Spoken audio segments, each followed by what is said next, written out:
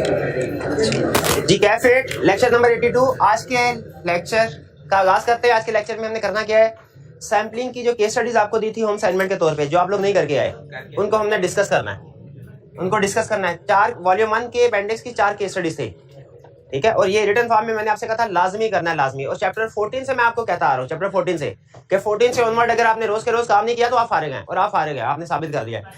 25% student assignment करके आए, 75% करके नहीं आए। ऐसे तो ना करें फिर आप, ना आप ऐसे करें ना मैं ऐसे कहूँ। हाँ, आप जो मर्जी करते रहे, मेरे कहने पे पाबंदी है भाई। जो रिटन असाइनमेंट नहीं करेगा, रिटन केस स्टडी नहीं करेगा, फेल हो जाएगा। अब मेरे कहने की वजह से फेल नहीं होगा, अपनी हरकतों की वजह से फेल होगा। और फिर चैप्टर 18 इंशाल्लाह असाइनमेंट करेंगे, तो पूरी बात क्या करें ना। मैं समझा शायद फेल होने वाली बात में इंशाल्लाह का है। चैप्टर 18 स्टार्ट करेंगे आज हम, उसका एक कंसेप्ट कवर करेंगे, लेकिन पहले केस स्टडीज की डिस्कशन कर लेते हैं, ठीक है। चलते हैं केस स्टडी 1 की तरफ, सैम्पलिंग की। अच्छा, आप में से कितने स्टूडेंट ऐसे हैं जिन्होंने अपेंडिक्स को रीड किया है, कम से कम रीड किया है? अच्छा, जिन्होंने रिटर्न किया उन्होंने रीड किया है, बाकी ने रीड भी नहीं किया। अगर आप रीड करें उसको तो उसमें उसने आपको बताया हुआ है टाइप ऑफ केस स्टडीज के इस चैप्टर में कितनी तरह की, और हर अपेंडिक्स में उसने बताया हुआ, हर चैप्टर के जो भी केस स्टडी वाला चैप्टर है उसके अपेंडिक्स में बताया हुआ है कि आपने किस तरह की केस स्टडी आ सकती है और उसको आपने अटेम्प्ट किस तरीके से करना है, और फिर कुछ मॉडल केस स्टडीज भी जो जिस तरीके से एग्जाम में आती होती हैं। तो इसमें बताइए सबसे पहले उसने सैम्पलिंग वाले में क्या किस तरह की केस स्टडी आएगी, सैम्पलिंग, जिसमें हमें स्ट्रेटिफिकेशन देगा और हमसे पूछेगा बताओ इसका सैंपल सेलेक्ट करो। कैसे आइटम को सेलेक्ट करोगे, स्ट्रेटिफिकेशन देगा और क्या पूछेगा, इसमें से कैसे आप आइटम्स को सेलेक्ट करेंगे। तो आइटम को सेलेक्ट करने के लिए हमारे पास 3 बड़ी अप्रोचेज होती हैं, 3 बड़े रूल होते हैं, रूल कर लें। एक वो मेजर आइटम्स को अलग सेलेक्ट करें, दूसरा रिस्की आइटम्स को अलग सेलेक्ट करें, और फिर उसके बाद सैंपल सेलेक्ट करना है हर कैटेगरी में से। सैंपल सेलेक्ट करना है हर कैटेगरी में से। ये 3 रूल्स आपको पता है ना। अच्छा, अब ये जो रिस्क की बेस पे हम सिलेक्शन करते हैं ना, आपको पता है रिस्क बहुत सी रीजंस की वजह से हो सकता है, ये केस टू केस वेरी करेगा। जैसे हो सकता है किसी क्वेश्चन में वो हमें ऐसी पॉपुलेशन दे दे जो ओवरड्यू हो, उसमें हम ओवरड्यू की वजह से रिस्क है इस वजह से सिलेक्शन करेंगे। हो सकता है किसी में नेगेटिव बैलेंसेस हो, वो भी रिस्क होता है, उस वजह से सिलेक्शन करेंगे। हो सकता है किसी केस में पिछले साल की निस्बत इस साल बैलेंस में बहुत ज्यादा फ्लक्चुएशन हो, इस वजह से इसको सेलेक्ट। तो रिस्क बहुत सी रीजंस की वजह से अराइज हो सकता है। क्वेश्चन में जो भी उसने हमें रीजन बताई होगी, हमने पिक करना है कि अच्छा ये इसकी वजह से रिस्क अराइज होता है, तो इस कैटेगरी में रिस्क है, इसको सेलेक्ट करना चाहिए। ये बात समझ आ गई। सैम्पलिंग की पहली केस स्टडी किस स्टाइल की होगी, जिसमें हमें वो पॉपुलेशन देगा और कहेगा बताओ इसमें से आइटम को कैसे सेलेक्ट करोगे। तो हमने रूल क्या बनाया, मेजर आइटम्स अलहदा, रिस्की आइटम्स अलहदा, और फिर उसके बाद सैम्पलिंग हर पॉपुलेशन हर कैटेगरी में से। चलिए अब स्टडी करते हैं ये क्वेश्चन क्या कहता है। ये केस स्टडी बनना है हमारी। सबसे पहले इसकी रिक्वायरमेंट एज यूजुअल कहता है डिस्कस द ऑडिट स्ट्रेटजी। मुझे बताओ ऑडिट स्ट्रेटजी क्या रखोगे। ऑडिट स्ट्रेटजी मतलब तरीकाकार क्या होगा आपका काम करने का। That you would follow for selecting the data for balance confirmation. For selecting the data for balance confirmation. मुझे बताओ कि किस तरीकाकार से आप आइटम्स को सेलेक्ट करेंगे बैलेंस कंफर्मेशन के लिए। आइटम को सेलेक्ट करना है बैलेंस कंफर्मेशन के लिए। रिक्वायरमेंट के ऊपर जरा गौर कीजिए। सेलेक्ट करोगे आइटम को बैलेंस कंफर्मेशन के लिए। इस रिक्वायरमेंट को मैंने अभी डिस्कस करना है थोड़ी देर बाद, पहले क्वेश्चन को पढ़ते हैं आप। You are the job in charge for the audit of OL, a food processing company, for the year ended 30th June 2019. ठीक है। For sending debtor balance confirmation, debtors को balance confirmation send करने के लिए OL has provided you the following schedule for year ended 30th June 2019. ये schedule 30 जून 2000 यानी year end पे ही उन्होंने ये शेड्यूल हमें दिया है। ये डेटर है, ये आगे नंबर ऑफ कस्टमर्स, ये बैलेंस है। टोटल बैलेंस है 25 मिलियन। चेन स्टोर ए से कितना रिसीवेबल है 5 मिलियन, और एक ही स्टोर है। स्टोर बी एक ही स्टोर है, कितना रिसीवेबल है 3.3। स्टोर सी एक 4.2 million. Supermarkets 37 million. Restaurant 506 million. Credit balances 1000। There are no overdue and nil balances. कोई ओवरड्यू और नील बैलेंस नहीं, इसका मतलब है ओवरड्यू की वजह से तो रिस्क नहीं है, ठीक है, ओवरड्यू वाला रिस्क साइड पे हो गया। The risk of material misstatement has been assessed as low and controls have been tested. Risk is low, control has been tested. Information हो गई, रिक्वायरमेंट के ऊपर दोबारा आए। ऑडिट स्ट्रेटजी बताना। ऑडिट स्ट्रेटजी एक जनरल वर्ड। ऑडिट स्ट्रेटजी का मतलब आप अपनी अप्रोच बताइए, जनरल अप्रोच बताइए कि आप किस तरीके से काम करेंगे। For selecting the debtors for balance confirmation. मैं इसमें दो चीजों में कंफ्यूज हो गया हूं। एक सिलेक्टिंग द डेटर, इसमें पूछ क्या रहा है, पूछ क्या रहा है, कंफर्मेशन भेजनी है और उसके लिए सैंपलिंग करने हैं। अच्छा, ये कह रहा है बताइए डेटर्स को स्ट्रेटजी क्या रखेंगे फॉर सेलेक्ट, डेटर को सेलेक्ट करने के लिए। यानी क्या हमसे ये पूछना चाह रहा है कि बताओ कौन कौन से डेटर्स को सेलेक्ट करोगे, डेटर्स को कैसे सेलेक्ट करोगे, ये पूछना चाह रहा है कि कंफर्मेशन भेजनी है, डेटर्स को कैसे सेलेक्ट करोगे, कौन कौन से डेटर्स को, ये पूछना चाह रहा है ये, या ये पूछना चाह रहा है बैलेंस कंफर्म करवाना है, पॉजिटिव कंफर्मेशन भेजेगा नेगेटिव, ये नहीं पूछ रहा। एक क्वेश्चन, इसका जोर किसके ऊपर, रिक्वायरमेंट में जोर किसके ऊपर है, सिलेक्शन के ऊपर के कंफर्मेशन के ऊपर। कितने स्टूडेंट्स का ख्याल है जोर सिलेक्शन के ऊपर है? हाँ एग्जैक्टली, वही बताने लगा ना। कितने स्टूडेंट्स का ख्याल है कि उसका जोर रिक्वायरमेंट में कंफर्मेशन के ऊपर है? हाँ कंफर्म। अच्छा, जब मैंने पहली दफा ये क्वेश्चन पढ़ा और इसको अटेम्प्ट किया तो मैंने कहा वो पूछना चाह रहा है कंफर्मेशन के लिए, चाहे जिस मर्जी पर्पस के लिए, सिलेक्शन कैसे होगी। तो ये बेसिकली सैंपलिंग का क्वेश्चन है, चैप्टर 14 कंफर्मेशन का नहीं। ये मेरा ख्याल था जो कि गलत था, जो कि गलत। जब सोल्यूशन देखा तो उसने दोनों को डिस्कस किया,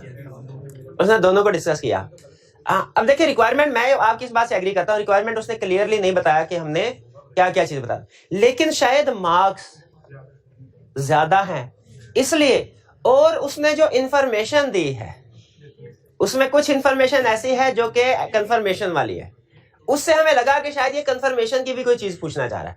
हालांकि स्टिल मेरा ख्याल यही है कि रिक्वायरमेंट में उसे क्लियरली बताना चाहिए था। इस क्वेश्चन की दो रिक्वायरमेंट्स होनी चाहिए थी। पहले में बताओ पार्टीज को कैसे सेलेक्ट करोगे, और दूसरे में पूछता बताओ किस पार्टी को पॉजिटिव या किसको नेगेटिव सेंड करोगे। क्लियर होना चाहिए था। ये क्वेश्चन उसने सही नहीं बनाया। लेकिन अगर एग्जाम में इस तरह की सिचुएशन आ जाए तो बताइए, जब दोनों आप 50-50 हो, या आपको लग रहा हो कि सैम्पलिंग तो पूछ ही रहा है, सिलेक्शन कंफर्मेशन पता नहीं पूछ रहा है कि नहीं पूछ रहा, उसके बारे में कंफ्यूज, तो आप क्या करेंगे, क्या करना, आपको लिख देना चाहिए, लिख देना। हाँ जी, मार्क्स को देख के लिख देना चाहिए। हालांकि ये अच्छा क्वेश्चन नहीं, ये अच्छी टेक्निक नहीं है एग्जामिनर को। हाँ जी, ये पुअरली ड्राफ्टेड क्वेश्चन है, और ये इस तरह के वो क्वेश्चन होते हैं जिसमें सही पढ़ने वाला बच्चा भी फेल हो जाता है, क्योंकि वो तो रिक्वायरमेंट के ऊपर फोकस कर रहा होता है, और रिक्वायरमेंट, मेरी असेसमेंट भी यही है कि वो सिलेक्शन की बात कर रहा है, क्लियर नहीं। लेकिन भाई इसी वजह से मैं भी आपको समझा रहा हूँ कि आइंदा ये वजह ना बने कम से कम आपके फेल होने की, कोई और बने तो बने, कम से कम ये वजह ना हो कि रिक्वायरमेंट क्लियर नहीं थी। अगर रिक्वायरमेंट क्लियर नहीं है तो आप जो भी सिचुएशन पॉसिबल हो सकती है सारी डिस्कस करें।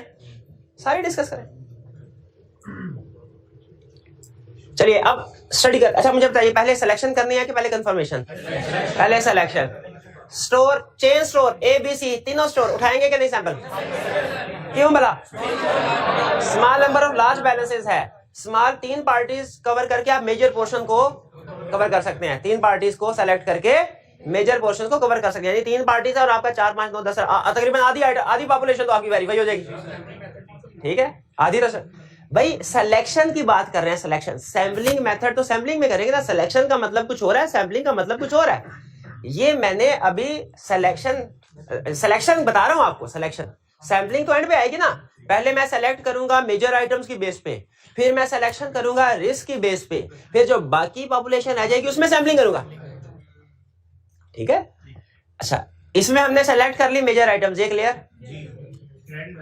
फिर इसके बाद ये तो मेजर आइटम, अब रिस्क की बेस पे कर ले, कोई रिस्क में क्रेडिट बैलेंसेस, क्यों इसको क्यों उठा रहे हैं? नेगेटिव रिस्क है, मिस क्लासिफिकेशन का, ठीक है, कोई एडवांस पेमेंट इधर रिकॉर्ड हो गई है, तो क्रेडिट डेटर्स के क्रेडिट बैलेंस तो नहीं ना होते, तो क्रेडिट बैलेंस है तो उसका मतलब रिस्क है, इसको सेलेक्ट कर लेंगे। इसी तरह कल को अगर आपको फिक्स एसेट का शेड्यूल दे दे और उसमें कहें नेगेटिव बैलेंसेस आ रहे हैं, फिक्स एसेट का नेगेटिव बैलेंस होता है, उसका मतलब रिस्क है, डेप्रिसिएशन ज्यादा चार्ज हो गई है, क्रेडिट बैलेंस को उठा लेंगे। इसके बाद सुपरमार्केट और रेस्टोरेंट, इसमें सैम्पलिंग करेंगे। अच्छा, एक ही क्वेश्चन आपसे पूछूंगा, उससे पता चले आपका मुझे समझ आएगा नहीं।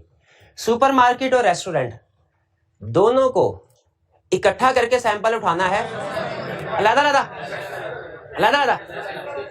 अच्छा, अलग-अलग, बिल्कुल ठीक। अगला सवाल, एक और सवाल, बिल्कुल ठीक है भाई। रेस्टोरेंट जितनी क्लासिफिकेशन हर एक का सैंपल अलग-अलग होगा। अच्छा, अब मुझे बताइए, जो हमने सैंपलिंग के बाद प्रोजेक्शन करनी है वो सिर्फ सुपरमार्केट की करेंगे, सिर्फ रेस्टोरेंट की करेंगे, सिर्फ क्रेडिट बैलेंस की करेंगे, सिर्फ चेन स्टोर की करेंगे, या सब की करेंगे, या कुछ की करेंगे कुछ की नहीं? कितने स्टूडेंट का ख्याल है सब की करेंगे? सब की करेंगे? शाबाश। सुपरमार्केट और रेस्टोरेंट की सिर्फ प्रोजेक्शन करनी है, और जिसकी सैम्पलिंग हुई है उसी की प्रोजेक्शन करनी है ना। इसके तो सारी आइटम सेलेक्ट कर ली, इसकी क्या की प्रोजेक्शन? सारी आइटम सेलेक्ट कर ली, इसकी क्या की प्रोजेक्शन? ये बात समझ आ रही है? इन दोनों की, और इन दोनों की अलग-अलग होगी। एक क्वेश्चन था वो आई कैप का नहीं था, आई कैप का नहीं था, किसी और बॉडी का क्वेश्चन था। उसने क्या किया कि इसमें कोई मिस स्टेटमेंट नहीं थी, ठीक है, मतलब उसने प्रोजेक्शन जब की, एक ही प्रोजेक्शन की, दूसरे की नहीं की। कैसा होना चाहिए? नहीं होना चाहिए। आपको हर कैटेगरी की जिसमें सैम्पलिंग यूज हुई है उसकी प्रोजेक्शन करने वाला। ये क्वेश्चन क्लियर हो गया? अच्छा, अब ये तो हो गया हमारा सिलेक्शन के लिहाज से। सिलेक्शन कंप्रीहेंसिव वर्ड है ना, वही बोलते हैं। कंफर्मेशन, दो कंडीशन तो उसने बता दिया, नेगेटिव कंफर्मेशन, ठीक है। पहली चीज, चेन स्टोर्स में कंफर्मेशन सेंड होनी चाहिए सबको के सैंपल को, पॉजिटिव के नेगेटिव। रीजन? करेक्ट। हाँ, प्रोवाइडेड बाकी की दो कंडीशन पूरी हो रही, नहीं सॉरी, बाकी की एक कंडीशन पूरी हो रही हो। हाँ, हम बताएंगे पॉजिटिव, आगे रीजन बताएंगे ना, रीजन भी बताएंगे ना, बिकॉज इट्स स्मॉल नंबर। नहीं, रीजन तो बता देंगे ना कि क्या है ये, small number of large balances. इसकी एक ही रीजन आएगी ना, एक ही रीजन है। नहीं, वो तो नेगेटिव की होगा, मेरे मुंह से निकल गया, माफी दे दो। क्रेडिट बैलेंस क्यों? रिस्क हाई है। हालांकि नीचे उसने कहा है रिस्क लो है, लेकिन उसने ओवरऑल कहा है। यहाँ पे उसके अंदर हमें किसी एक एरिया में अगर लग रहा है, एक दर्शन में या एक क्लास में रिस्क ज्यादा है, तो उसकी बेस पे डिसीजन कर सकते हैं। नीचे उसने ओवरऑल बात की है उसकी। सुपरमार्केट, अच्छा, रेस्टोरेंट का डिसीजन तो आप सब आसानी से कर लेंगे, नेगेटिव प्रोवाइडेड। हाँ, अदर कंडीशन आल्सो मेट, आगे वो कंडीशन लिख दीजिएगा जो ने। इसमें नेगेटिव है कि because population consist of large number of small balances, ठीक है, and provided other conditions are also met. Supermarket में आप कंफ्यूज हो रहे हैं। सुपरमार्केट सुन लें, इस तरह की ना प्रॉब्लम एक दो तीन और क्वेश्चन में भी है। सुपरमार्केट को अगर चेन स्टोर के साथ कंपेयर करें ना तो ये लार्ज बनता है, और अगर रेस्टोरेंट के साथ कंपेयर करें स्मॉल बनता है। तो किधर लिख, ये जजमेंटल क्वेश्चन है, ठीक है। आप कंपैरेटिव एनालिसिस कीजिए और उसके बेस पे डिसीजन कर ले, ठीक है। अब चूंकि मुझे लग रहा है कि 30 कितने स्टूडेंट्स, एक स्मॉल की कैटेगरी ये हो गई, एक स्मॉल की ये हो गई, तो इसको चलो लार्ज ही कर लेते हैं, लार्ज नंबर, इसको लार्ज नंबर ऑफ स्मॉल। ये जजमेंट है, लेकिन अगर आप इसको स्मॉल नंबर भी ट्रीट करेंगे तो वो भी गलत नहीं होगा। लेकिन 30 आइटम्स मुझे इन कंपैरेटिव लग रहा है कि ज्यादा। ओवरऑल देखिए ना, ओवरऑल देखिए, सारी पॉपुलेशन को सामने रखे, जहन में लेके आइए। चेन दो कैटेगरी स्मॉल है तो कंपैरेटिवली दो को लार्ज कर देते हैं साफ बराबर करने के लिए, ठीक है। लेकिन बहरहाल ये जजमेंटल है। इस पे आप दोनों में से कोई भी एक ऑप्शन ले सकते हैं रीजन के साथ। लेकिन याद रखिएगा जब आपने डिसीजन लिखने हैं ना, तो हर एक कैटेगरी का अलग-अलग डिसीजन करना है, हेडिंग बना के। उसे क्लियरली पता चले हम अलग-अलग डिसीजन कर रहे हैं, क्योंकि हर क्लास के ऊपर आपको पता है हम अलग, पॉजिटिव का नेगेटिव में भी हमने यही सीखा था कि पॉजिटिव और नेगेटिव का डिसीजन हर क्लास का अलग-अलग होगा, यही सीखा था ना। और सिलेक्शन में भी यही सीख रहे हैं कि हर कैटेगरी में से हम अलग-अलग सिलेक्शन उठाएंगे, किसी को छोड़ेंगे नहीं। तो आपने उसको हेडिंग देके लिखना है। और कभी कभी ऐसा होता है कि दोनों चीजों के ऊपर इकट्ठी अप्रोच, जैसे अगर आप सुपरमार्केट और रेस्टोरेंट दोनों को समझते हैं कि दोनों large number of small balances हैं, तो दोनों को इकट्ठा हेडिंग, एक हेडिंग में भी आप डिस्कस कर सकते हैं। लेकिन बहरहाल हेडिंग बना के आपने क्वेश्चन को सॉल्व करना है। ये क्लियर होगी बात? आगे चलते हैं। Next case study 2। अच्छा, केस स्टडी 2 में बताइए अगली कोई टाइप क्या बता रहा है? दूसरी टाइप ऑफ केस स्टडी क्या होगी? ये है हमारा क्वेश्चन बैंक का 92A क्वेश्चन क्या कर सैम्पलिंग अप्रोच। हाँ, आपको केस स्टडी में कुछ इंफॉर्मेशन देगा किसी क्लाइंट के बारे में और आपसे कहेगा कमेंट कीजिए कि सैम्पलिंग अप्रोच ठीक अडॉप्ट की गई है कि नहीं। हाँ बिल्कुल, उसमें नहीं की गई होगी और आपने बताना है इसमें सैम्पलिंग के किस कंसेप्ट की वायलेशन हो रही है। सैम्पलिंग के किस कंसेप्ट की वायलेशन। सैम्पलिंग के सारे कंसेप्ट आपको पता होना चाहिए। कब 100% वेरिफिकेशन करते हैं, कब नहीं करते, ठीक है, प्रोजेक्शन करनी या नहीं करनी, ये पता होना चाहिए। कब करते हैं, कब नहीं करते, किस सिचुएशन में सैंपल साइज इंक्रीज होता है, किस में डिक्रीज होता है, कब स्टैटिस्टिकल सैम्पलिंग होती है, कब नॉन स्टैटिस्टिकल सैम्पलिंग बनती है। ये सारे कंसेप्ट, क्योंकि जब हमसे कहता है ना कि ये स्टेटमेंट है इसके ऊपर कमेंट करो, वो स्टेटमेंट खुद से भी डायरेक्ट भी दे सकता है, ये भी कह सकता है कि क्लाइंट के किसी mister A, mister B, mister C ने या हमारे किसी टीम मेंबर ने दी। जब कभी हमें किसी स्टेटमेंट को कमेंट करने को बोलेगा, इसका मतलब है उसमें किसी ना किसी ऑडिट के कंसेप्ट की वायलेशन हो रही होगी। हमने उस कंसेप्ट को पहचानना है किसकी वायलेशन हो रही है। तो यहां पे अब आप अलर्ट रहिए। केस स्टडी 2 है, requirement. As an audit manager of the job you are required to explain how audit efficiency is improved by using the above table. और टेबल यूज कैसे एफिशिएंसी क्या, अभी आते हैं इसकी तरफ। B second, list other ways in which sales population may be categorised. Sales population क्या और किसी तरीके से भी कैटेगराइजेशन बन सकती है। अच्छा, वो स्टडी करें। Give your opinion on view point expressed by Sohail and other team members. अभी हमें क्लियरली रिक्वायरमेंट पढ़ के क्लियर नहीं हुआ कि किस चैप्टर का क्वेश्चन है। वैसे थोड़ा सा हमें कैटेगराइजेशन से, पॉपुलेशन के लफ्ज से अंदाजा हुआ कि सैम्पलिंग से, लेकिन क्लियरली उसने कोई ऐसा लफ्ज नहीं बताया। 12, जब रिक्वायरमेंट से टॉपिक या कंसेप्ट क्लियर ना हो तो फिर कहां पता चलता है, इंफॉर्मेशन से। You are the audit manager on a client where an annual sale is rupees 640 million. During the course of annual audit, the following table was developed by an audit team member to categorize the annual sale. Annual sale को categorize करने के लिए उसने ये बताया, category A, category B, category C. Category A में 50 sales transactions हैं, total कितना बनता है 300 मिलियन। कैटेगरी बी में टोटल 200 मिलियन। कैटेगरी सी में 500 ट्रांजैक्शन, यानी उसने 640 मिलियन को कैटेगराइज किया, जिसको हम क्या कहते हैं, स्ट्रेटिफाई किया, स्ट्रेटिफिकेशन की। ये स्ट्रेटिफिकेशन है, इसे एग्री करते हैं। इस स्ट्रेटिफिकेशन नहीं है तो क्या है? ये स्ट्रेटिफिकेशन है। इसमें 3 क्लासेस हैं। सर्टिफिकेशन है मेरे भाई, सर्टिफिकेशन 3 का। अच्छा, उसने इसको अमाउंट वाइज क्लासिफाई किया हुआ है। सर्टिफिकेशन से अमाउंट के लिहाज से टॉप के 50 लैदा कर लिए होंगे, फिर दूसरी कैटेगरी लैदा, फिर बाकी अमाउंट वाइज। और आपको पता है ऑडिट में ज्यादा सर्टिफिकेशन अमाउंट वाइज करते हैं, लेकिन अमाउंट के अलावा भी कर सकते हैं, मंथ वाइज भी तो कर सकते हैं, प्रोडक्ट वाइज भी कर सकते हैं। बट ठीक है, ज्योग्राफी ठीक है, ठीक। तो आपको याद है सैम्पलिंग जो है वो मॉनिटरी यूनिट भी हो सकता है, फिजिकल आइटम भी हो सकता है, और डिफरेंट वेज में हो सकता है। फिजिकल के आगे बहुत सी एग्जांपल्स हैं। Whereas Sohail, a team member, is of the view that if verification of all the transactions in category A is carried out, there is no need to perform further procedures. अच्छा, मैं पहले खुश हो गया था जब उसने ये कहा था ना सोहेल ने कि all transaction category is carried out, तो मैं खुश क्यों? क्यों? मैं कहा अच्छी अप्रोच है। क्यों? कैटेगरी ए में सारी आइटम को सिलेक्ट होना चाहिए कि नहीं होना चाहिए? ये क्या है? Small number of large transaction, small number of large transaction. आप देखिए 650 में से सिर्फ 50 आइटम को सेलेक्ट करके तकरीबन 50% कवरेज हो जाती है। तो यहां तक तो बात अच्छी कर गया। आगे भी कहा there is no need to perform further procedure, यानी बी और सी पे कोई प्रोसीजर परफॉर्म करने की जरूरत नहीं। यह गलत कर गया, वायलेशन हो गई। क्योंकि हमने स्ट्रेटिफिकेशन करनी है तो आपको बताया था, अगर आप चाहते कि आपका सैंपल रिप्रेजेंटेटिव ऑफ पॉपुलेशन हो, आपको हर कैटेगरी में से कुछ ना कुछ आइटम को सेलेक्ट करना पड़ेगा। हर कैटेगरी में से कुछ ना कुछ आइटम को सेलेक्ट करना पड़ता है। जब वो कह रहा है बी और सी को छोड़ ही दो, एक लगाएंगे, बी और सी पे भी काम करना है, ऐसे छोड़ दें।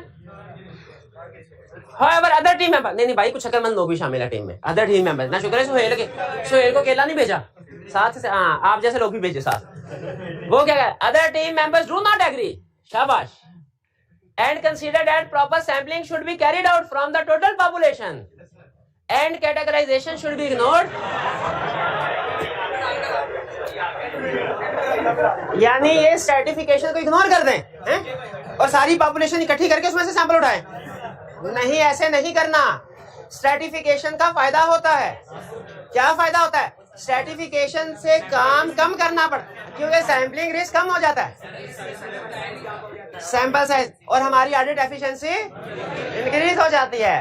तो भाई ने ये भी गलत कह रहे हैं, इन्होंने भी आधी बात ठीक ही है, आधी बात ठीक ही क्या कि सैंपल सेलेक्ट होना चाहिए बाकियों में से भी, लेकिन वो कह रहे हैं इसको सर्टिफिकेशन इग्नोर करके इकट्ठा करके सैंपल सेलेक्ट, नहीं इकट्ठा करके नहीं, इकट्ठा करके नहीं। ये भी सुहेल भी गलत, अदर टीम मेंबर्स भी गलत।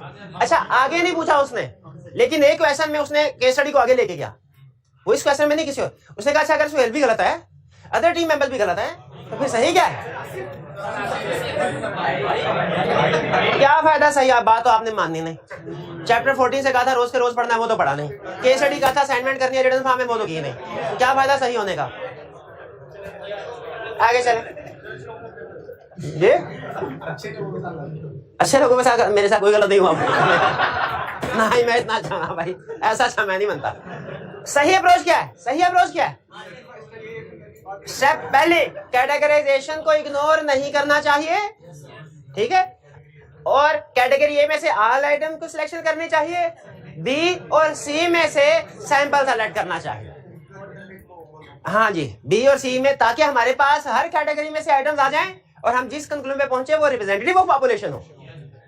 ठीक है, इसमें आप बी और सी, चूंकि बी और सी की आपकी सेम ऑडिट स्ट्रेटजी बनेगी कि दोनों में से सैंपल उठाना, तो आप बी और सी की इकट्ठी हेडिंग देके लिख सकते हैं। यानी आपको ये भी पता चल गया सुहेल क्यों गलत है, ये भी पता चल गया अदर मेंबर्स क्यों, और फिर ये भी पता चल गया सही अप्रोच क्या है। सही जी जी। नहीं कंफर्मेशन तो उसने कहा ही नहीं, कंफर्मेशन कहां से आ गई? पूरे सवाल में एक भी लफ्ज कंफर्मेशन का यूज हुआ है तो मैं आपकी बात को ठीक मान लेता हूं।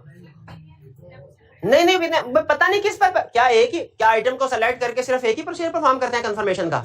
नहीं, हो सकता है रिकैलकुलेशन हो सकता है रीपरफॉर्मेंस हो सकता है इंक्वायरी हो, ऑब्जर्वेशन हो, इंस्पेक्शन हो, कुछ भी हो। उसने नहीं बताया, तो आप ये नहीं कह सकते कि इसमें भी कंफर्मेशन को फिट कर देंगे। नहीं, वो तो पिछले क्वेश्चन में इसलिए फिट किया था, उसने रिक्वायरमेंट में यूज किया था वर्ड।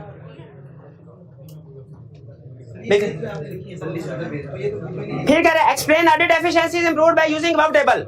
इस टेबल को यूज करने से ऑडिट एफिशिएंसी कैसे इंप्रूव होती है? ये सर्टिफिकेशन है, सैम्पलिंग रिस्क कम होता है। Give list other ways in which sales population may be categorised. अच्छा कोई स्टूडेंट मुझे कोई ऐसी कैटेगरी बता सकता है जो बुक में ना लिखी हो? इंपोर्ट एक्सपोर्ट की सेल्स, हाँ शाबाश, ये लिखा हुआ है। अच्छा चलें ठीक है, चलिए ठीक है, ठीक, बुक में नहीं लिखा हुआ, क्या नहीं लिखा हुआ?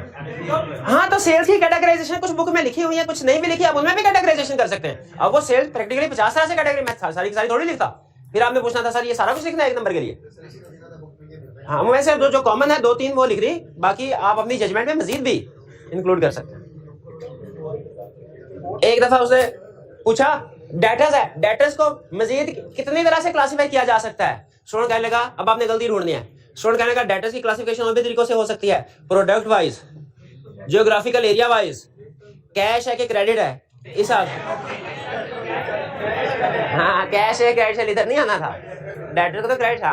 तो ये थोड़ा सा लिखते हुए ना सोच लीजिएगा, डेटर्स क्या बता रहे हैं कि क्रेडिट्स क्या बता रहे हैं, सेल्स क्या बता रहे हैं कि परचेज क्या बता रहे हैं। ठीक है, ये नहीं कि हमेशा सेल्स के बता रहे। आगे चलते हैं, चलें अब इसमें देखते हैं आप क्या कहता है। Required comment on the sampling approach adopted by audit team. Audit team की जो सैम्पलिंग अप्रोच है उसके ऊपर कमेंट करना, इसका मतलब है कुछ ना कुछ गड़बड़ की होगी, मसले किए होंगे, वरना हमसे कमेंट थोड़ी मांगता। हाँ, और मसले भी लगता है कमाल के किए होंगे हैं, हमारे जैसे से अगर पूछ सकता है तो सब मतलब है टीम तो हम सभी कहीं गुजरी होगी। आगे चल, अच्छा comment on sampling. You are the audit manager on Apple Distribution Limited ADL. While reviewing the audit planning documentation, you found that the audit team has selected 100 out of total of those are 550 debtors for balance confirmation. Student कहने का sir पहला तो मसला मैंने इधर ही audit 2500 items उसमें से सिर्फ 100 सेलेक्ट की, इसमें कोई मसला नहीं है। अच्छा ये एक मिनट, ये भाई मुझे जो मुसलसल पढ़ रहे हैं, प्यारे भाई मुझे ये बताइए, और सारे बाकी भी सुन लें, अगर जवाब ना दिया किसी और से पूछूंगा। 2500 में से 100 का सैंपल मुझे बहुत कम लग रहा है, क्या रीजंस हुई होंगी इस कम सैंपल को सेलेक्ट करने की? Small number of large balances. ये वो नेगेटिव कंफर्मेशन का सवाल नहीं, अल्लाह के बंदे। मैं ये पूछ रहा हूँ सैंपल साइज कम क्यों रखा होगा? रिस्क कम होगा, शाबाश। कंट्रोल्स स्ट्रॉन्ग होंगे, स्ट्रेटिफिकेशन की होगी, अदर प्रोसीजर से भी एविडेंस लिया होगा। ये रीजंस होती है ना सैंपल साइज कम रखने के। अच्छा, है कोई स्टूडेंट क्लास में जो बता सके sample size test of control का, टेस्ट ऑफ डिटेल्स का कैसे पता चला? बैलेंस कंफर्म, हाँ कंफर्मेशन सब्सटेंटिव प्रोसीजर है टेस्ट ऑफ कंट्रोल में। कंफर्म है टेस्ट ऑफ कंट्रोल में तो कंफर्मेशन नहीं होती ना। कहां पड़ा टेस्ट ऑफ कंट्रोल में कंफर्मेशन नहीं होती? वो risk assessment procedure, inquiry, observation, inspection, analytical procedure, वो तो रिस्क असेसमेंट के थे। हाँ तो टेस्ट ऑफ कंट्रोल में नॉर्मली री परफॉर्मेंस होती है और रीकैलकुलेशन। री का लफ्ज क्या क्या सिखाया था कि जो क्लाइंट ने काम किया है वो दोबारा कर रहे हैं। तो नॉर्मली टेस्ट ऑफ कंट्रोल में क्लाइंट के किए हुए कंट्रोल को तो उसमें री परफॉर्मेंस रीकैलकुलेशन होती है ज्यादातर। इंस्पेक्शन भी होती है क्योंकि इंस्पेक्शन करेंगे तो रीकैलकुलेशन करेंगे ना उसके ऊपर। लेकिन कंफर्मेशन टेस्ट ऑफ कंट्रोल नहीं है, analytical procedure test of control नहीं है। Details are as follows. 50 largest debtors constitute approximately 40% of total debtors. 2,500 में से 50 जो थे वो तकरीबन आधी पॉपुलेशन तो ये कवर कर रहे थे, 40%। Out of these 10 have been selected. सही किया उसने, गलत किया। क्यों? सही क्या करना चाहिए था? सारी की सारी आइटम को सिलेक्ट कर लेता। Small number of large balances है, पागल। हाँ, ये बड़ा एविडेंस, बड़ी पॉपुलेशन छोड़ दी। 10 है बेस। अच्छा चल, ये पहले में समझ आ गया गलती क्या है। दूसरे में 90 अदर डेटर्स वर सेलेक्टेड थ्रू हैप्पैजार्ड सैंपलिंग।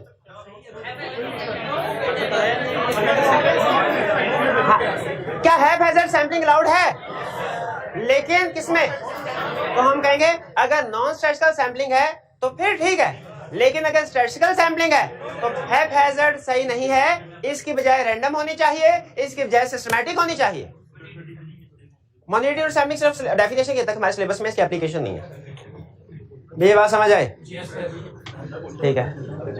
अच्छा, टोटल उठाने थे 100 पार्टीज, वो 50 ऊपर और 90, ये तो 140 हो गए। इसका जवाब मुझे बताएंगे ये भाई जो मुसलसल नहीं, इसके पीछे वाले। हाँ ये भाई आप बताइए, ये टोटल ऊपर कह रहा है कि मैंने 100 पार्टीज उठाई, 100 पार्टीज, 50 ये हो गई, 90 ये तो 140 हो गई। कोई नहीं बोलेगा और 140 कैसे हो गई? ये हाल है। देख ही ना रे, अब घर जाके देख लिया था, समझ आ गया था, अब सर तो टाइम जाया कर रहे हैं। 50 में से 10 उठाई हैं अल्लाह के बंदे, 10 उठाई हैं, ये 10, 90 में 50 को नहीं, इस 10 को ऐड करना है। All debtors below rupees 5,000 were ignored as immaterial। जो ये भी ना बता पाए वो क्लास से निकल जाए। सही किया ना, इमटेरियल था, इमटेरियल है एग्रीगेट। वैसे भी किसी क्लास को छोड़ना नहीं है ताकि हमारे पास रिप्रेजेंटेटिव ऑफ पॉपुलेशन आए। Balance due from government and some of the related parties were ignored as prior year working paper showed that they never responded to request for confirmation। नहीं तो सही है, गवर्नमेंट को रिलेटेड पार्टी पिछले साल भी send किया था, जवाब नहीं आया, तो भी नहीं आएगा। अच्छा, एक केस स्टडी थी, उसमें उसने कहा था कि पिछले साल पॉजिटिव कंफर्मेशन सेंड की, जवाब नहीं आया, इसलिए इस दफा नेगेटिव कंफर्मेशन सेंड कर दी। ये ठीक किया? नहीं किया, क्योंकि नेगेटिव कंफर्मेशन की कंडीशन है कि रिस्क लो नहीं। Auditor is not aware of any circumstances that confirming party will disregard the request. तो जब कंफर्मिंग पार्टी पता है डिसरिगार्ड कर रही है पिछले साल, तो नेगेटिव कंफर्मेशन नहीं सेंड कर। क्या करना है फिर? वो पॉजिटिव का जवाब नहीं देता। अल्टरनेटिव प्रोसीजर्स परफॉर्म करें। फॉलो अप कर लिया एक, बस ठीक है। फॉलो अप का पॉइंट लिखेगा, लेकिन इसका नंबर कोई नहीं मिलता। प्रैक्टिकली स्टेप जरूर होता है, एग्जाम में इसका नॉर्मली लिख दे, लेकिन असल अल्टरनेटिव प्रोसीजर फॉलो अप थोड़ी है। असल अल्टरनेटिव प्रोसीजर तो ये भाई मुझे बताएंगे जो हैरान होके देख रहे हैं मुसलसल मेरी तरह, ये मास्क वाले भाई। जी मेरे भाई बताइए, इसमें क्या करेंगे? कंफर्मेशन का जवाब तो दे नहीं रही पार्टी। अल्टरनेटिव प्रोसीजर वही तो पूछ रहा हूँ। वही तो पूछना, कौन से अल्टरनेटिव प्रोसीजर? अकाउंट सेंड करेंगे। सपोर्टिंग डॉक्यूमेंट कौन सी, नाम बोल दे अल्लाह के बंदे ने। एग्जाम में नंबर नहीं देगा, जनरल लैंग्वेज में बात करेंगे तो। शाबाश जीआरएन वाले, जीआरएन वाला ये भाई था। जिस चीज से मना किया ना वही करना। भाई ये डेटर है कि क्राइटर है? तो जीआरएन कहां से आ गई? GDN, good dispatch. Sale invoice के purchase invoice, cash received after the year के cash paid after the year. अच्छा कॉरेस्पॉन्डेंस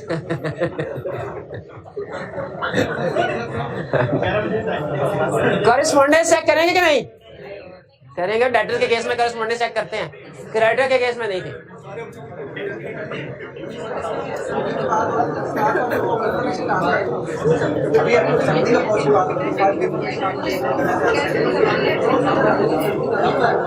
एक मिनट।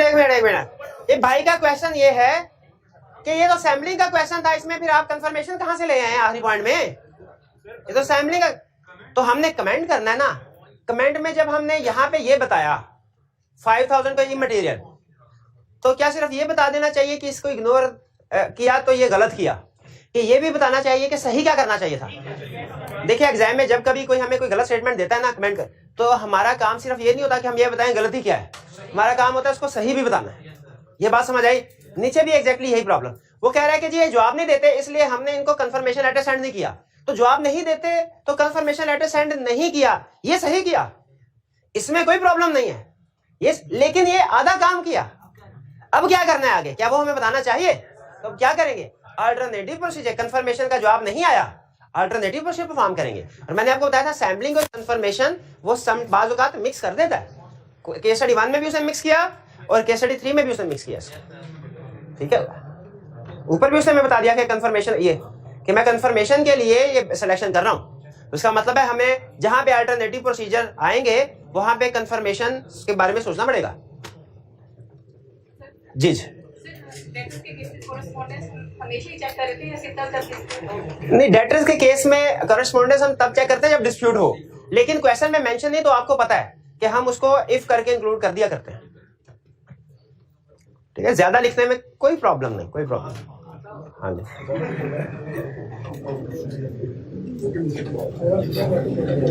अच्छा, वैसे एक आपके साथ शेयर कर देता हूँ सिर्फ आपके नॉलेज के लिए। ये CFAP 6 में जिस स्टूडेंट का मैरिज सर्टिफिकेट आया ना, उससे मैंने कुछ 1-2 चीजें पूछी, बाकी फर्दर भी उनसे कुछ उनकी रूटीन वगैरह के बारे में और कुछ पूछी, तो जो काम की बातें होंगी आपके साथ शेयर करूंगा। एक चीज उन्होंने मुझे बताई कि सर एग्जाम, हालांकि CFAP में ना सारी की सारी केस स्टडीज होती है, कोई भी रिप्रोडक्शन का क्वेश्चन नहीं होता, सारी की सारी केस स्टडीज होती है, और उसमें एक केस स्टडी के अंदर मल्टीपल टॉपिक्स को टेस्ट करता है। तो ये जो आपको प्रॉब्लम आती है ना कि इसमें कितना लिखना है, किस चीज को कवर करना है, ये कई गुना ज्यादा बढ़ के आपको CFAP 6 लेवल पे आके फेस करने पड़े। तो उन्होंने कहा सर मेरी तैयारी अच्छी थी लेकिन इतनी नहीं थी कि सर्टिफिकेट मैं अगर आपसे कहूँ ना, मैंने कहा कि आपके क्या किस चीज का आप ध्यान रखती थी, कोई एक चीज उसमें स्टूडेंट। उन्होंने कहा सर सोल्यूशन करते हुए ना मेरे जहन में भी एग्जाम में यही प्रॉब्लम आती थी कि ये कहानी 3 तरफ जा रही है, मैं कौन सी चीज लिखूं। तो मेरी आदत थी, मैंने तीनों सिचुएशंस को डिस्कस कर दिया। अगर आप मेरे से पूछे ना प्रेजेंटेशन में, ये एक चीज थी जिससे मैं कहूंगा शायद इसकी वजह से फर्क पड़ा हो, ठीक है। तो आपको भी एग्जाम में अगर कहीं पे एम्बिग्विटी हो ना कि कहानी इस तरफ जा रही है कि इस तरफ जा रही है, तो बेहतर यह है कि दोनों लिख दी जाए, लेकिन रेलिवेंट लिखना है। रेलिवेंट इसका यह मतलब नहीं है कि जी आप उस चैप्टर से रिलेटेड हर चीज लिखना शुरू कर दें। अब चूंकि CFAP लेवल का स्टूडेंट जो है वो थोड़ा मैच्योर होता है, उसको इतना पता होता है कि प्रैक्टिकल कहानी किस टॉपिक से रिलेट कर, तो अपनी डिस्कशन को उस टॉपिक के गिर्द ही रखेगा, ठीक है। आपने रेलिवेंट, ये नहीं कि जबरदस्ती इररेलेवेंट चीजों को भी डिस्कस करना शुरू कर देना। आप एग्जाम में उसमें इंपैक्ट ऑन रिपोर्ट पूछा है, आपको कंफर्म नहीं है कि सिर्फ मॉडिफिकेशन वाली बात करनी है कि अगर क्लाइंट ने मिसस्टेटमेंट करेक्ट ना की तो क्या इफेक्ट होगा, कि अगर करेक्ट कर दी वो वाली बात भी मुझे लिखनी चाहिए। अब दोनों रिलेट करती हैं इम्प्लीकेशन रिपोर्ट से, तो दोनों लिख दें। लेकिन अगर उसने इम्प्लीकेशन रिपोर्ट पूछा और आप कहें नहीं सर ने कहा था सब कुछ लिख दे, और आप प्रोसीजर भी लिख दे जो उसने पूछे नहीं है, जो उसने पूछे नहीं, तो वो गलत होगी अप्रोच। आपने ये रेलिवेंस को देखना है। इसी तरह अगर फर्स्ट कीजिए उसने प्रोसीजर पूछे हैं और उसने कहा कि जी फिक्स एसेट्स परचेज किया था ड्यूरिंग द ईयर और फिर उसको एंड पे जाके लॉस पे डिस्पोज कर दिया, तो आपने सोच रहे हैं कि पता नहीं परचेज के प्रोसीजर लिखने हैं कि डिस्पोजल के प्रोसीजर लिखने हैं, दोनों लिख दें। या अगर वो कहता है लॉस पे डिस्पोजल किया है तो आप कहें लॉस सही कैलकुलेट किया है कि नहीं, पता नहीं ये प्रोसीजर लिखने हैं कि लॉस शायद रिलेटेड पार्टी के साथ ट्रांजैक्शन जो आर्म लेंथ बेसिस पे नहीं है वो कवर कर, तो क्या करें, तो इसी तरह यहां पे भी आपने क्वेश्चन पूछा तो मेरे याद आया, मैंने कहा चलिए आपके साथ शेयर करता रहूं। ये उसने पिछला क्वेश्चन जो था उसमें सैम्पलिंग है क्वेश्चन, लेकिन उसने कंफर्मेशन का जिक्र भी किया। अब यहां पे हम अगर ये कहते हैं कि ये तो हमें पता चल गया कि उसने इग्नोर किया तो गलत किया, क्या सिर्फ इतना ही कमेंट कर दें कि उसने इग्नोर करके गलत किया, कि जो सही होना चाहिए था वो भी? अगर आप एम्बिग्यूटी का शिकार है, 50-50 है, तो उस सिचुएशन को कवर कर देना बेहतर है। तो ये एक समझ लीजिए जनरल रूल बना लें कि अगर कहीं पे एग्जाम की रिक्वायरमेंट में आप एम्बिग्यूटी का शिकार हो तो ऑल पॉसिबल सिचुएशंस को कवर कर दिया करें। लेकिन इसका ये मतलब नहीं कि इररिलेवेंट जो चीज रिक्वायर्ड ही नहीं है आप उसको भी हिसाब बना दें सोल्यूशन का, उसको नहीं बनाना। रिक्वायरमेंट के अंदर रहते हुए जितनी पॉसिबिलिटीज बन सकती हैं सारी कवर करें। ठीक है, आगे चलते हैं। ये शायद मैं वक्तन मैं पहले भी इस तरह की बात आपको की होगी कि ऑडिट का एक मिजाज होता है, असूल होता है कि जहां से अगर 2 या 3 रास्ते निकलते हो हमने ऑल पॉसिबल सिचुएशन को कवर करना होता है। लेकिन वो चूंकि कॉर्पोरेट होगी, मैंने कहा चले कॉर्पोरेटिव एविडेंस आपके साथ शेयर कर दूं। आगे चलते हैं। Case study 4, discuss with reason appropriateness और otherwise of the following decisions taken by audit senior on different assignments.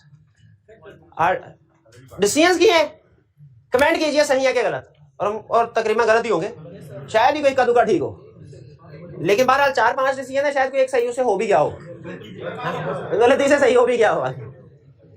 Sample size of test of control was decreased due to increase in expected rate of deviation. अच्छा, expected rate of deviation increase हो, sample size increase करना, उसने गलत किया, सिर्फ इतना बता देंगे गलत किया कि रीजन भी बताएंगे? ये बताएंगे कि उसे सही क्या करना चाहिए था, वो भी बताएंगे। B, in view of increase in items desired level of assurance. Item desired level of assurance, याद आया? डिजायर्ड लेवल ऑफ एश्योरेंस किसका? That all level misstatement is not exceeded by actual misstatement in the population. ये उसने passive voice sentence में यही बताया कि desired level of assurance यही होता है कि पॉपुलेशन ठीक है कि नहीं। इसका मतलब ये बनता है कि पॉपुलेशन में कहीं कोई मटेरियल मिसस्टेटमेंट तो नहीं है, यानी मटेरियल मिसस्टेटमेंट उससे एक्सीड तो नहीं कर रहे टॉल लेवल से। The audit senior increased the sample size of test of detail, यानी desired level of assurance increase हुआ, ऑडिट सीनियर ने सैंपल साइज पर टेस्ट ऑफ डिटेल भी इंक्रीज कर दिया। सही किया, पक्की बात है, सही किया। See, sample size of test of control was decreased because sampling was done after stratification of data. ये तो ठीक है ना? शाबाश, स्ट्रैटिफिकेशन टेस्ट ऑफ कंट्रोल के लिए रेलिवेंट फैक्टर नहीं है, तो गलत किया। D, sample size of test of detail was increased due to increase in tolerable rate of deviation. Tolerable rate of deviation का मतलब मटेरियलिटी लेवल, मटेरियलिटी लेवल फिर गलत बता रहे हैं प्यारे भाई। ये sample size of test of details है, रेलिवेंट फैक्टर ही नहीं है, रेलिवेंट फैक्टर ही नहीं है। E, as the expected rate of deviation was unacceptably high, unacceptably high, the audit senior decided not to perform test of controls and carried out test of details on 100% item. अच्छा, ये आखिरी concept ये सुन लें, ये मैंने आपको बताया ही नहीं था। अगर सुन लें, अगर रेट ऑफ डेविएशन हाई हो, expected rate of deviation, sample size for test of control high होगा, लेकिन अगर अनएक्सेप्टेबली हाई हो, ये बात आपको समझ नहीं आएगी जब तक एक प्रीवियस कंसेप्ट से लिंक ना करवाऊंगा। अगर आप कंट्रोल्स पे रिलाई करना चाहते हैं, टेस्ट ऑफ कंट्रोल करेंगे। अगर क्लाइंट के इंटरनल कंट्रोल्स हैं ही नहीं या हैं तो बहुत फारिग हैं, तो आप टेस्ट ऑफ कंट्रोल्स ज्यादा करेंगे या करेंगे ही नहीं? फिर से बताइए, अगर आपको पता चले कि क्लाइंट के इंटरनल कंट्रोल्स बहुत ही ज्यादा अनएक्सेप्टेबली फारिग हैं, तो क्या आप टेस्ट ऑफ कंट्रोल परफॉर्म करेंगे? करेंगे ही नहीं, ज्यादा तो दूर की बात है, करेंगे नहीं। यहां पे सारा का सारा कंसेप्ट अनएक्सेप्टेबली में है, अनएक्सेप्टेबली हाई। अनएक्सेप्टेबली हाई का मतलब इतना ज्यादा हाई कि वो आपके लिए एक्सेप्टेबल ही नहीं है, यानी आप स्टार्ट में ही ये एक्सपेक्ट कर रहे हैं कि कंट्रोल्स फारिग हैं, आप स्टार्ट में ही ये एक्सपेक्ट कर रहे हैं कि कंट्रोल्स फारिग हैं। इसको अगर मैं टेक्निकल लैंग्वेज में आपको बताऊंगा तो मैं यूं कहूंगा, अगर expected rate of deviation, tolerable rate of deviation, दोनों स्टार्ट में होते हैं ना, एक्सपेक्टेड भी टॉलरेबल भी, expected rate of deviation tolerable rate of deviation से बढ़ जाए तो इसका मतलब है आपकी स्टार्ट में ही ये असेसमेंट है कि कंट्रोल्स फारिग हैं, तो आप जाइए कि टेस्ट ऑफ कंट्रोल परफॉर्म करें या सैंपल साइज बढ़ाएं, आपको टेस्ट ऑफ कंट्रोल परफॉर्म करने ही नहीं चाहिए। तो इसमें टेस्ट ऑफ कंट्रोल परफॉर्म नहीं करेंगे, ये फैसला उसने ठीक किया। लेकिन जो अगला फैसला ना कि टेस्ट ऑफ डिटेल 100% करेंगे, क्योंकि डिटेल 100% कर सकते हैं, लेकिन उसका रेलिवेंट फैक्टर ये नहीं है कि टेस्ट ऑफ कंट्रोल परफॉर्म नहीं किए तो टेस्ट, उसके रेलिवेंट फैक्टर वो है 4। तो हम कहेंगे अगर उन 4 में से कोई रेलिवेंट पॉइंट है यहाँ पे, फिर तो टेस्ट ऑफ डिटेल को 100% करना ठीक है, वरना ये डिसीजन भी ठीक, यानी 100%। इसमें उसने 2 डिसीजन किए हैं, एक किया है टेस्ट ऑफ कंट्रोल को ओमिट करने का डिसीजन, वो ठीक किया है क्योंकि कंट्रोल फारिग थे, वो ठीक किया क्योंकि कंट्रोल फारिग थे। और दूसरा डिसीजन क्या है, टेस्ट ऑफ डिटेल को 100% करने का, उसमें हम कहेंगे ये डिपेंड करता है उन 4 फैक्टर्स पे, इस पे डिपेंड नहीं करता। ये बात समझ आई? ये समझ आ गई ना? इसमें 2 डिसीजन और उसने किए हैं, टेस्ट ऑफ कंट्रोल को मिट करने का डिसीजन अलग है और 100% टेस्ट ऑफ डिटेल करने का डिसीजन अलग है। भाई ये क्लियर हो गया? ये था हमारे आखिरी केस स्टडी पेंडेंसी। अब आप जो वॉल्यूम 2 है उसमें आप जितने हस्बे जरूरत केस स्टडीज को अटेम्प्ट करना चाहें कर सकते हैं, कोई प्रॉब्लम आए तो क्वेश्चन भी पूछ सकते हैं। आज का लेक्चर यहाँ पे खत्म नहीं हुआ, अब हम चल रहे हैं, लेकिन जो चीजें मैं आपके साथ डिस्कस करने जा रहा हूँ ना वो सिंपल है, सिंपल है, वरना मैं डिस्कस ना करता। और हमने पहले स्टडी की भी हुई है, इसमें 70% चीजें हमने पहले स्टडी की हुई है जो भी पढ़ाने जा रहा हूँ। चैप्टर नेक्स्ट चैप्टर पे मूव कर जाए, नेक्स्ट चैप्टर खोल लें और हंस के एक दफा मेरी तरफ देखें ताकि माइंड फ्रेश हो जाए। गहरी गहरी सांस लें। बस ठीक है, काफी ब्रेक हो गई, अब चलते हैं हम नेक्स्ट चैप्टर की तरफ। उसको बताओ मुझे क्यों बता रहे हो। अच्छा चलें, चैप्टर 18। हमने ये कंसेप्ट तो पहले डिस्कस किया हुआ है कि हमारे ऑडिट में कुछ ऐसे लोग भी होते हैं जो ऑफिशियली हमारी टीम का हिस्सा नहीं होते स्टार्ट से, लेकिन हमारी हेल्प कर देते हैं। फिर भी वो 5 फरिश्ते, हाँ याद है 5 फरिश्ते। उनमें से एक था predecessor auditor, component auditor, internal auditor, expert, quality control review. Predecessor auditor के बारे में हमने स्टडी किया था एक्सेप्टेंस एंड कंटिन्यूअस प्रोसीजर में कि उसको लेटर लिखते हैं। फिर उसके बाद हमने वो जो प्लानिंग में पढ़ा था ना, ओपनिंग बैलेंसेस को कंफर्म करने के लिए additional consideration initial audit engagement, उसमें पढ़ा था प्रीडिसेसर ऑडिटर। ये क्लियर हो गया? कंपोनेंट ऑडिटर, ठीक है, कंपोनेंट ऑडिटर ये हमारे सिलेबस में नहीं। इसके बाद क्वालिटी कंट्रोल रिव्यूअर, ये हम कोड ऑफ एथिक्स में पढ़ चुके हैं। क्वालिटी कंट्रोल आता था ना, जिस एंगेजमेंट में रिस्क ज्यादा होता था तो हम उसमें कहते हैं एंगेज। आप पूछते होते थे सर ये एडिशनल चार्टर्ड अकाउंटेंट में और क्या था एक और इंडिपेंडेंट रिव्यूअर में क्या फर्क है? दोनों एक ही चीज होते थे, वो ये क्वालिटी कंट्रोल रिव्यूअर होते थे जो आगे देखते थे काम सही किया कि नहीं। ये 3 चीजें तो हमने क्लियर। बाकी कितनी चीजें आगे? 2 लोग रह गए। कौन कौन? इंटरनल ऑडिटर और एक्सपर्ट। और चैप्टर 18 में हम इन्हीं दोनों के बारे में स्टडी करेंगे कि अगर हम, हाँ पूरा बताया था ना पूरा चैप्टर, आज वो चैप्टर आ गया कि अगर हम कभी इंटरनल ऑडिटर को यूज करना चाहे उसके वर्क को तो कैसे करेंगे, क्या रूल्स है। देखिए स्टैंडर्ड ने हमें इजाजत दी है, इंटरनल ऑडिटर के वर्क को यूज करना चाहें कर सकते हैं, एक्सपर्ट के वर्क को यूज करना चाहें कर सकते हैं, लेकिन कुछ कंडीशंस के साथ इजाजत दी है, कुछ कंडीशंस के साथ इजाजत। वो कंडीशंस क्या है और जब कभी हम इन लोगों को इंगेज करें हमारी क्या रिस्पॉन्सिबिलिटी होती है, वो हमने चैप्टर 18 में पढ़ना है। चैप्टर 18 को अगर आप देखें ना, ये 2 बड़े हिस्सों में डिवाइडेड है। एक हिस्सा एक्सपर्ट से रिलेट करता है और दूसरा हिस्सा इंटरनल ऑडिट से रिलेट करता है। स्टार्ट करने जा रहे हैं इंटरनल ऑडिट। आज हम इंटरनल ऑडिट के बारे में बेसिक कंसेप्ट डिस्कस करेंगे, टेक्निकल डिस्कशन कोई नहीं होगी। इंटरनल ऑडिटर कौन होता है, ये आपको पता है? इंटरनल ऑडिटर कौन होता है? एक हमने चैप्टर 3 में स्टडी किया था। क्लाइंट का अपना एक डिपार्टमेंट, क्लाइंट का अपना है डिपार्टमेंट, ऑडिट डिपार्टमेंट, जो खुद से कोई काम नहीं करता, लेकिन उसका काम ये होता है कि मैनेजमेंट के काम को चेक। ठीक है, अच्छा मुझे बताइए अगर आपको याद है इंटरनल ऑडिट डिपार्टमेंट के बारे में हमने क्या पढ़ा था? ये इंडिपेंडेंट ऑफ एंटिटी नहीं होता, लेकिन इसे इंडिपेंडेंट ऑफ मैनेजमेंट होना चाहिए। यानी ये सीएफओ सीईओ को रिपोर्टेबल ना हो, डायरेक्टर, इसकी हायरिंग फायरिंग का डिसीजन, इसकी प्रमोशन का डिसीजन, इसकी रिपोर्टिंग सारी डायरेक्टर्स को।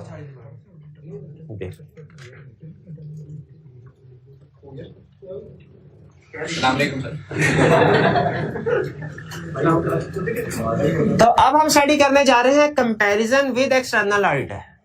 इंटरनल ऑडिटर के एक्सटर्नल ऑडिटर के साथ क्या फर्क क्या है दोनों में? पहले independence, external auditor independent of entity है, internal auditor independent of entity नहीं है, लेकिन इसे इंडिपेंडेंट ऑफ मैनेजमेंट होना चाहिए। कुछ केस स्टडीज में नहीं होगा, वो आपसे कहेगा कि ये रिपोर्ट कर रहा है सीएफओ को, यहाँ सीएफओ और head of internal audit department दोनों क्लोज फ्रेंड्स हैं, तो इसका मतलब है इस तरह की सिचुएशन में इंटरनल ऑडिटर मैनेजमेंट से इंडिपेंडेंट, तो हम कहेंगे ये वीक सिस्टम है, इसको ऐसा नहीं होना चाहिए। इंडिपेंडेंस का पॉइंट समझ आ गया? एक्सटर्नल ऑडिटर इंडिपेंडेंट है, इंटरनल ऑडिटर इंडिपेंडेंट नहीं। अपॉइंटमेंट, एक्सटर्नल ऑडिटर की अपॉइंटमेंट कौन करेगा? एक्सटर्नल ऑडिटर की appointment share holder, internal auditor की अपॉइंटमेंट कौन करेगा? डायरेक्टर्स। और अगर किसी केस स्टडी में कह दे सीईओ कर रहा है अपॉइंटमेंट, शाबाश। क्वालिफिकेशन, एक्सटर्नल ऑडिटर के लिए क्वालिफिकेशन क्या रिक्वायर्ड है? चार्टर्ड अकाउंटेंट होना नॉर्मली। इंटरनल ऑडिटर के लिए कोई क्वालिफिकेशन, पहले मैं कलप लूं यारे भाई, मुझे ना टाइम भी क्लास को ज्यादा बैठना पड़ेगा, 2 मिनट।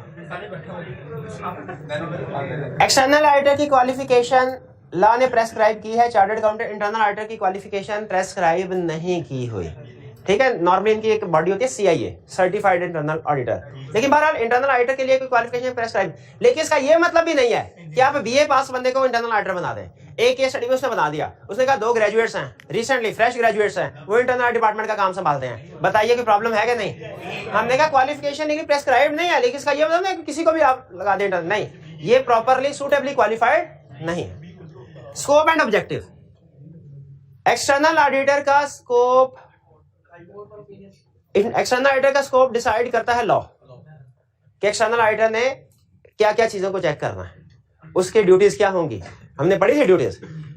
तो एक्सटर्नल ऑडिटर का स्कोप डिसाइड करता है लॉ और आईएसएस, लेकिन इंटरनल ऑडिटर का स्कोप क्या डिसाइड करता है? Board of director. Reporting to external auditor किसको रिपोर्ट देता? Shareholder. और internal auditor board of director. Format of report external auditor का प्रेस्क्राइब्ड है, हमने पढ़ा भी था, इंटरनल ऑडिटर का नीड्स के मुताबिक जो डायरेक्टर का। अच्छा, अब यहाँ पे स्कोप में हमने ये स्टडी किया, एक्सटर्नल ऑडिटर के स्कोप में क्या लॉ बताता है? लॉ ने क्या कहा कि फाइनेंशियल स्टेटमेंट को चेक करना है। इंटरनल ऑडिटर का स्कोप कौन बताएगा? डायरेक्टर्स। अब हम आपको ये बता रहा है कि वैसे तो डायरेक्टर की मर्जी है कि जो काम कहें, जितना काम कहें इंटरनल ऑडिटर्स वाले उतना ही काम करेंगे, लेकिन नॉर्मली इंटरनल ऑडिटर्स वालों को ये ऑब्जेक्टिव्स दिए जाते हैं, उनके स्कोप ऑफ वर्क में ये एक्टिविटीज शामिल होती हैं। लेकिन याद रखिए, आप जिस क्लाइंट पे ऐड करने के लिए जाएंगे ना, आपने बाय डिफॉल्ट अज्यूम नहीं कर लेना कि इंटरनल ऑडिटर ये 5 काम कर रहा होगा, कर वही रहा। किसी क्लाइंट पे आप जाते हैं वो सिर्फ एक काम ये कर रहा होता है, किसी पे ये 2 काम कर रहा होता है, किसी पे ये दोनों नहीं कर रहा होता, सिर्फ ये काम कर रहा होता है, क्योंकि उसे डायरेक्टर ने इंस्ट्रक्शन दिया, वो वैसे काम करेगा। लेकिन नॉर्मली मैक्सिमम जो स्कोप हो सकता है इंटरनल ऑडिटर का, वो क्या है? Monitoring of internal controls, internal controls को वैल्यूएट करना। देखिए, इंटरनल कंट्रोल को डिजाइन इंप्लीमेंट करती है मैनेजमेंट, लेकिन उसको पीरियोडिकली के सही कंट्रोल्स के मुताबिक काम हो रहा है कि नहीं हो रहा, ये मॉनिटरिंग इंटरनल ऑडिट वालों का काम होता है। ठीक है, जैसे मैनेजमेंट की जिम्मेदारी है हर महीने बैंक रिकंसिलिएशन स्टेटमेंट बनाए।